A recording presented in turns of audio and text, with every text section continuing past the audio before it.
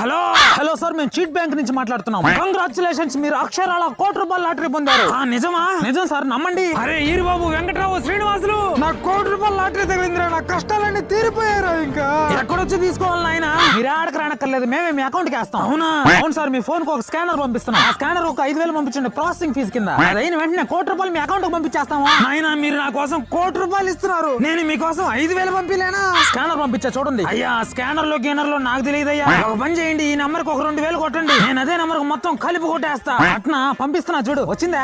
ఏది రాలేదే? దేనికి పంపించావు నువ్వు? గూగుల్ పే లో? ఆ గూగుల్ పే నాకు తెలియదే, ఆ ఫోన్ పే లో పంపించు, అదైతే తెలుసు.